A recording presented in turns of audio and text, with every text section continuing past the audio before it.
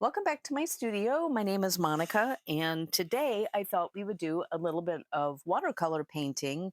And we're going to work on this is negative painting. So we'll be painting around shapes to create kind of an atmospheric perspective. It's a way to push things back into the distance and have other things come forward. This is a little bit different than the other negative painting tutorial that I posted a couple of weeks ago. The difference being that that was all done with acrylic paint, and we're going to be doing this with watercolor. And there are more layers for watercolor. I mean, you can choose how many layers that you want to actually add. I'm thinking somewhere along the lines of three, just to keep it simple. And I have this bow hung watercolor paper, and it's not a big piece of paper. It's 7 by 10, and with it masked off like this, it's even smaller. So I don't want to get too involved because it will get super complicated and sometimes confusing. So the first thing that we're going to do is we're going to pick our lightest color that we're going to use. And you can pick pretty much any color palette that you want, because we're going to be painting leaves. We're going to be painting organic shapes. It doesn't really matter. This is just like a little exercise. So I think maybe I want to start off with something a little bit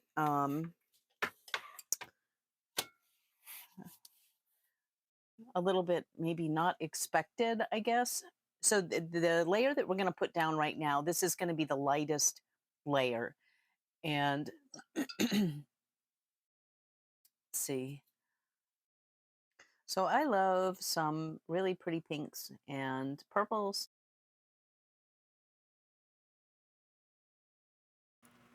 So now that I've got my color mixed up, I'm going to go ahead and spray this paper just to get a start. And we're going to lay in these washes of color. You don't have to be super precise about this. We're just getting in that first layer. And the only thing that you need to worry about is making sure that it's a light layer, because this is going to be the lightest of all of our layers. So even if you choose a dark color, all you have to do is add a lot of water to keep the value light. And I'm going to drop in some extra little things here and there just to give it a little bit more interest.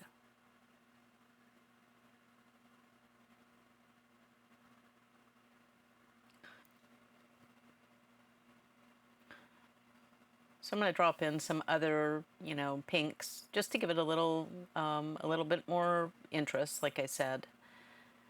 And then we're going to go ahead and I'm going to hit this with the dryer, and this will be our first layer.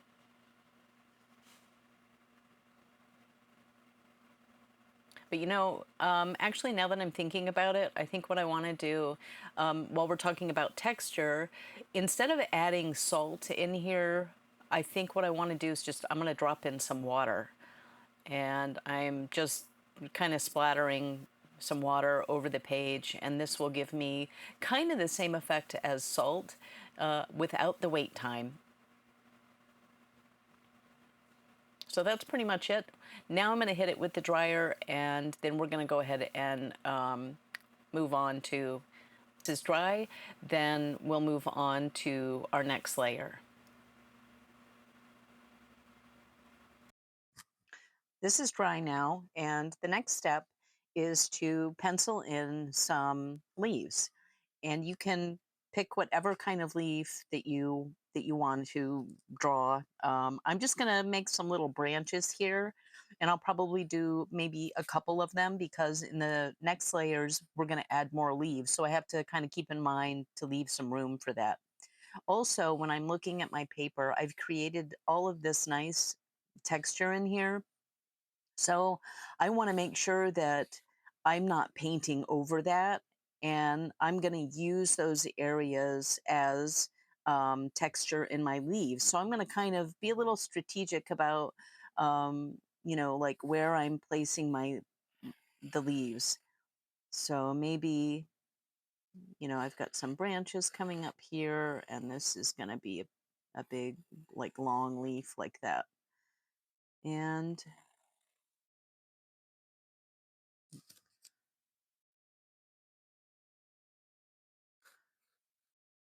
I'm going to give a little bit of thickness to these stems so that I don't paint on top of them. And then maybe I'll do another one coming off here.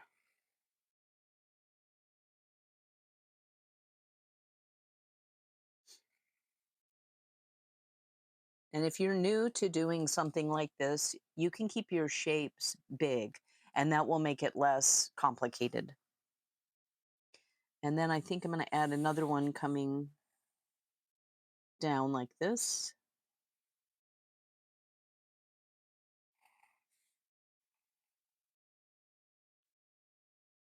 And then I'll do the same thing here.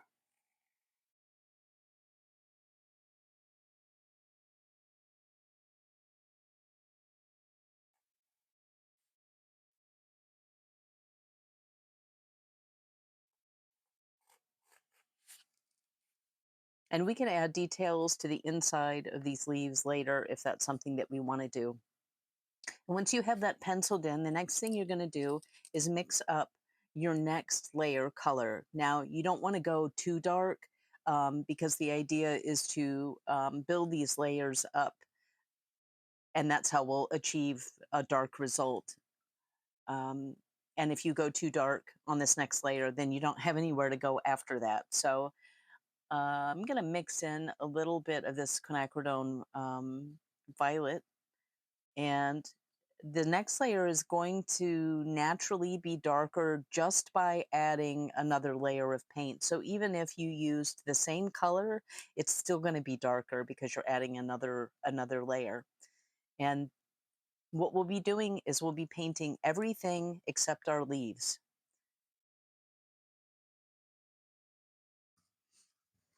And this is where your brush control comes in. And I'm going to use a bigger brush to go around,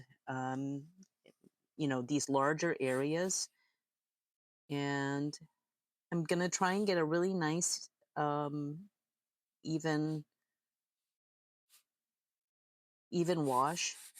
And the trick to that is keeping this edge wet. And you just have to know how dry your room is, really. And I've mentioned it before that my studio is pretty dry, so I have to move kind of quick. And I'll just use the tip of my paintbrush to go around these leaves. And a little tip, don't when you're painting something like this, don't totally outline the shape. Just outline it as you go, because if you outline the whole shape, chances are it's going to dry before you get to the other side, and then it will dry with this outline and it'll look kind of funny. So I just outline as I go.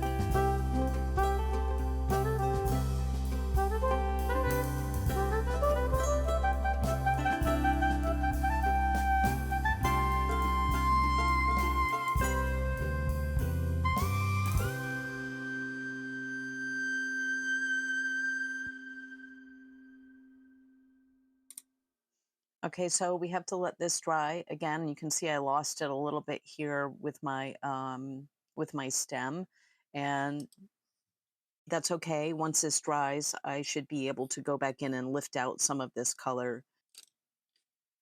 I was able to lift out a little bit of the color and then add a little bit of dark paint around the edges to kind of fix that area. So we're going to repeat the steps that we just did. And when you're doing something like this, you can definitely pencil in your entire composition. The reason I'm doing this in steps like this is because it has a tendency to get confusing. So I feel like laying everything out as you go is a little bit more of a simplified approach. And we're going to do the same thing. So maybe we have some leaves coming this way. And what makes this really um, kind of special is the overlapping that you're creating. Um, and the layers reflect reflect that. So you'll have darker towards the back, and then coming forward, you'll have the lighter leaves. And if you wanted to, you could really play with color with something like this. So we know that warm colors, they come forward and cool colors recede. So if you wanted to, kind of play with that, that would be something really cool to add once you got um, comfortable with this method. So I am going to add in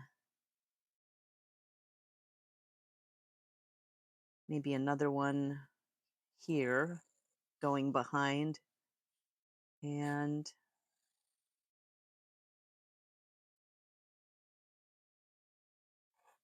maybe one coming off in this direction,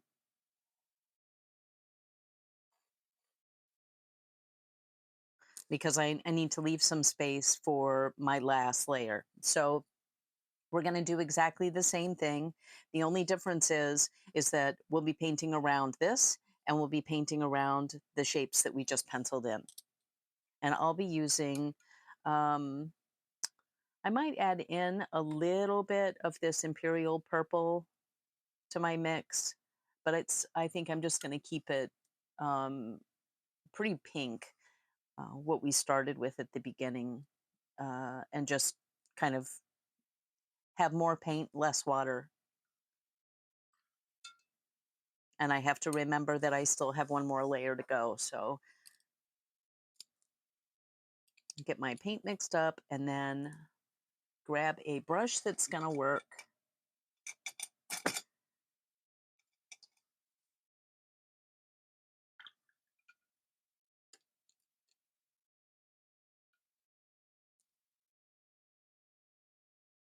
And another little side note is, if when you're painting in watercolor and you're trying to finish painting before the edges dry, work in little sections. That way you don't feel like you're being rushed.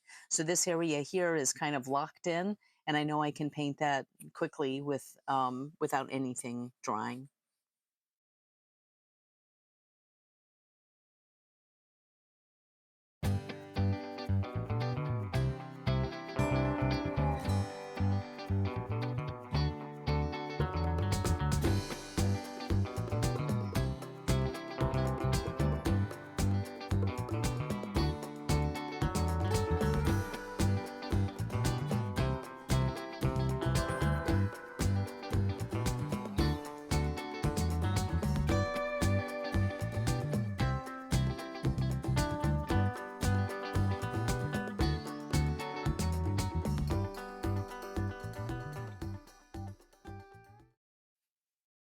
So that was the end of the second layer, and it's already dry. I dried it, and I'm going to pencil in my final set of leaves.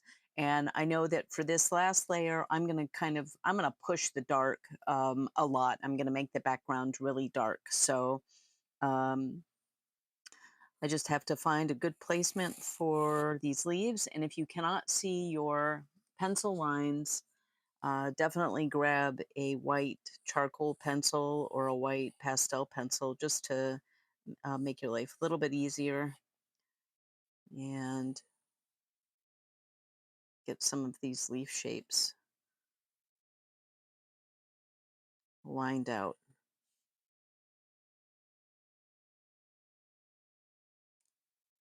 And I'm really trying to fill up the page and overlap these leaves.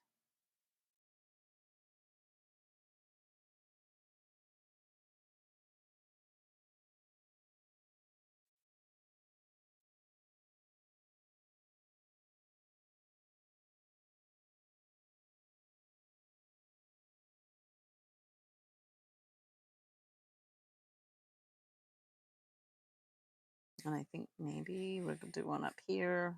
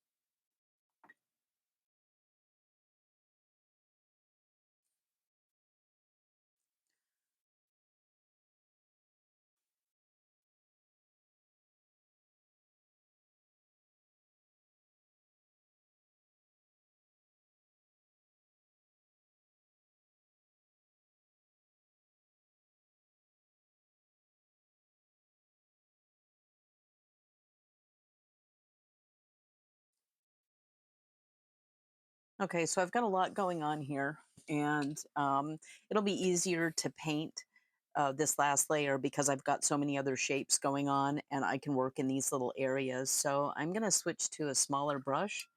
And I think for this final layer, I'm going to add in, I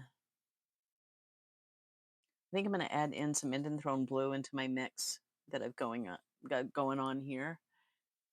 And I'm going to get this really nice, deep purple color. So here goes.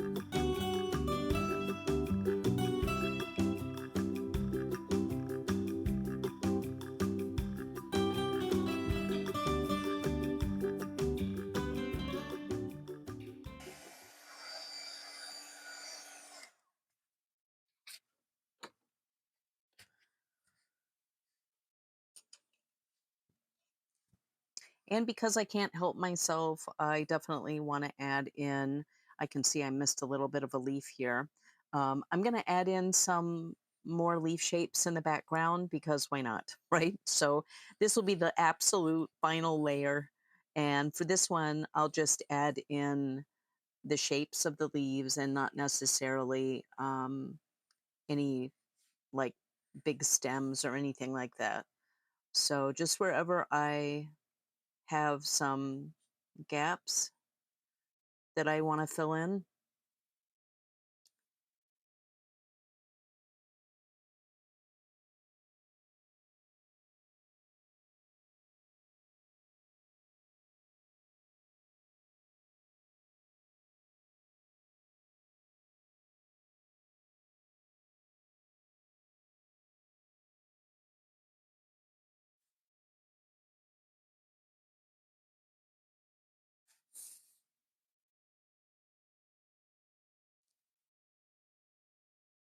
And then maybe one back here.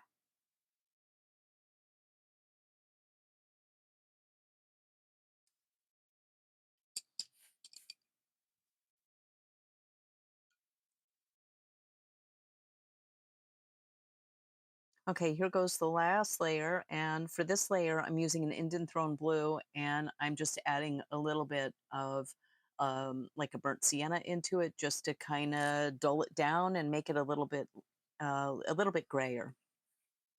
So here goes the final layer.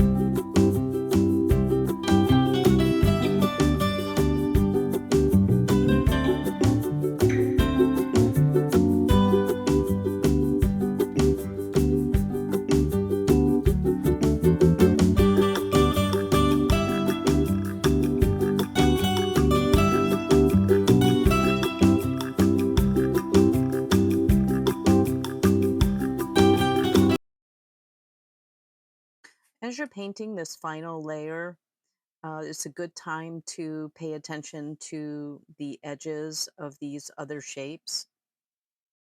And this is your opportunity to clean up any areas that, got a little wonky or whatever. And keep in mind, too, that as you're painting your layers of paint, it really doesn't matter what the wash looks like because it's going to be covered up in the end, pretty much, um, depending on how dark you go. So, and this type of process is really useful to create some really nice depth in your painting. You can also use this just like I'm using it for florals to create a nice background.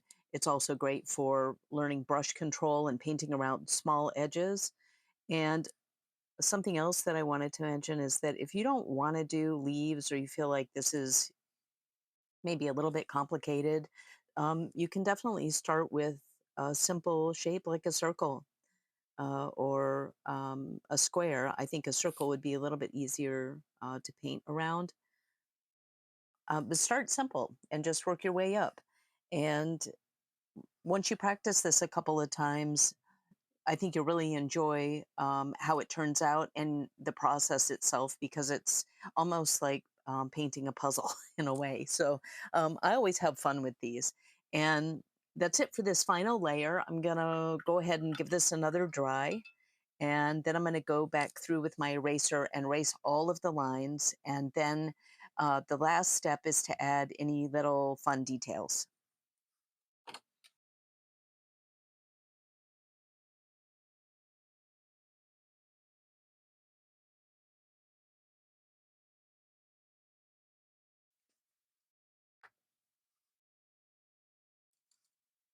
So for the final detail layer, I'm going to use my small brush and I'm going to mix up some of that pinky color again. And I'm going to add some veins into the center of these leaves,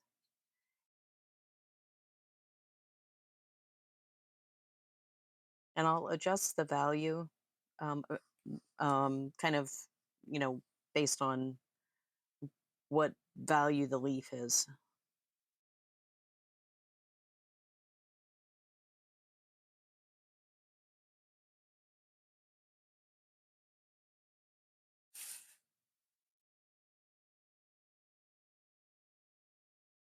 And that's all I'm going to do is paint these really thin lines.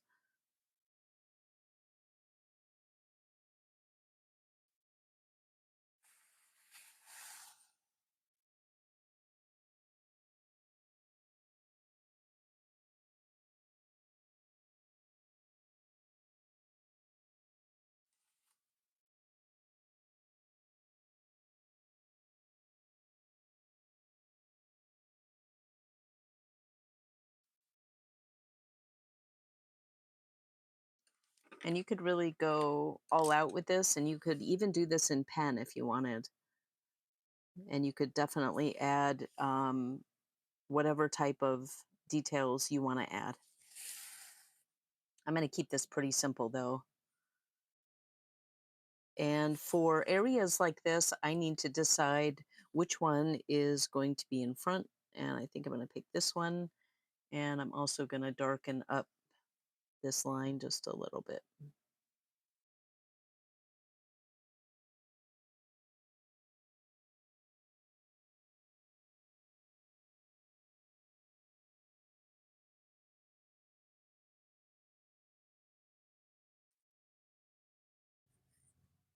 Okay, I have the veining in, and I think the last little detail that I want to add to the leaves are some little areas of shadow. There are some of these leaves that are on top of each other, and it's hard to differentiate, what's what. So instead of creating an outline, I am just going to lay in a really watery wash of like a shadow color, and I'm going to soften out this edge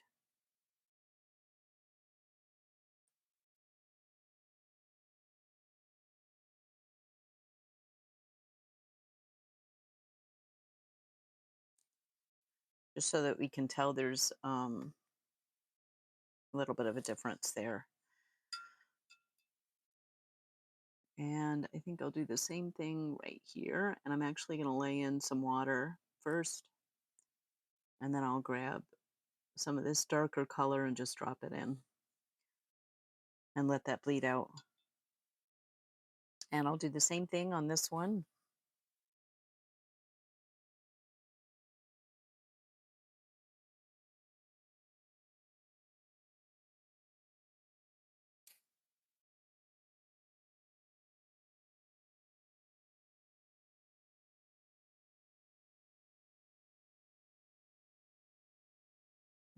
And we've got a couple here. Maybe a little right here.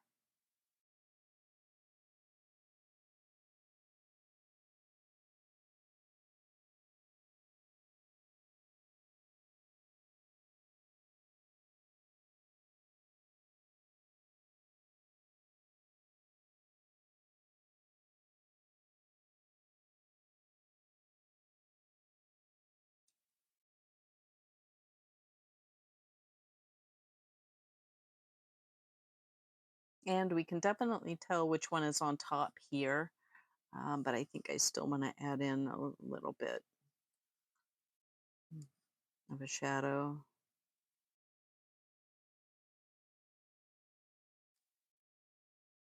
And these two need some sort of separation too.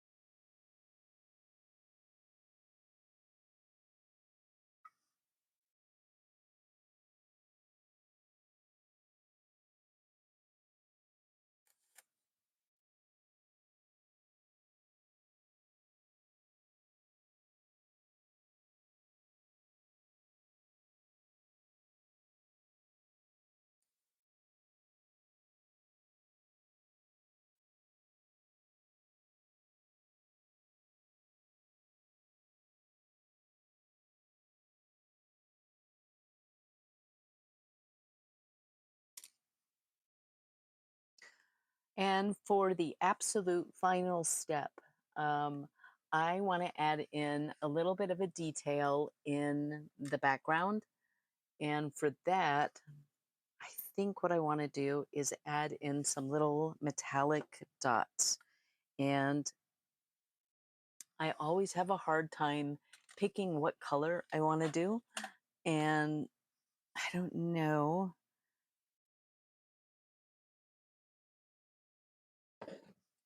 I have these Lissalinka metallic watercolors, and they're just really fun. And I love using them for accents. And it comes with this really nice little dropper so that you can activate the paint. And I think I want to do something like this rose gold.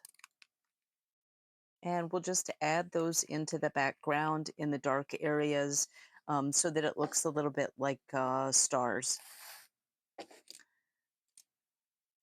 And with these paints, you have to give them, just a minute to get going.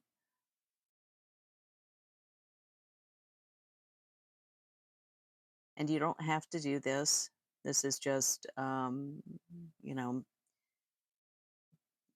me loving the metallic watercolor. And any chance that I get to use it, I'm definitely going to. So this is not quite a rose gold. Um, it's a little bit cooler. That's okay. Now I'm looking at this gold, wondering if I should use that instead. No, I'm going to use this. All right. So I am just going to drop in some little dots,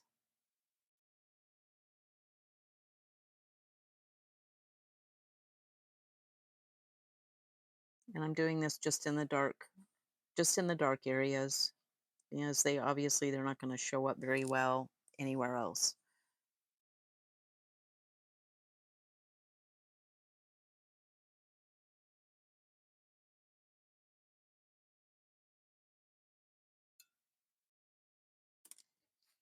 Okay, I think that's all of the metallic that I'm going to add. I could get carried away, and before I know it, the leaves would be metallic. So I'm going to stop right there. And for the final, we're going to pull this tape off and see what we're left with.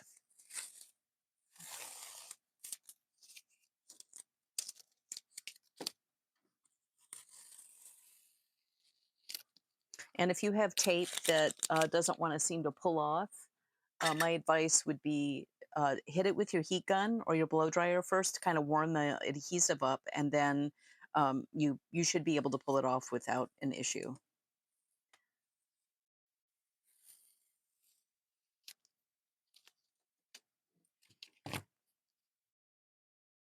Okay, so that's the final piece, and you can see I got a little bit carried away with the metallic, but I really love it. And these paints are really just so special. Um, you could also put in some white ink in the background for stars, or really anything else that you want to do. You don't have to do this. This is a good jumping off point, and if you want to try it, but you're a little intimidated by maybe the leaves, start off with circles and work on a sheet of paper that is probably about this big, so that you're not committed to a huge piece of paper. And I guarantee you it will improve your watercolor skills. You'll be able to have a better you'll have better control of your brush and your precision. But this is a really fun way to create a lot of depth, and I think we'll be doing more exercises like these in the future. If this is something that you're interested in, please let me know in the comment section if you like this. And make sure to hit the subscribe button too, and the notification bell. I've been releasing videos every Tuesday, and I do a little bit of everything. So you never know what's going to be coming your way. If there's anything that you'd like to see or you'd be interested in, I'm game for that too. So definitely drop a comment. I'm glad you're here, and I will see you next week. Bye bye. Take care.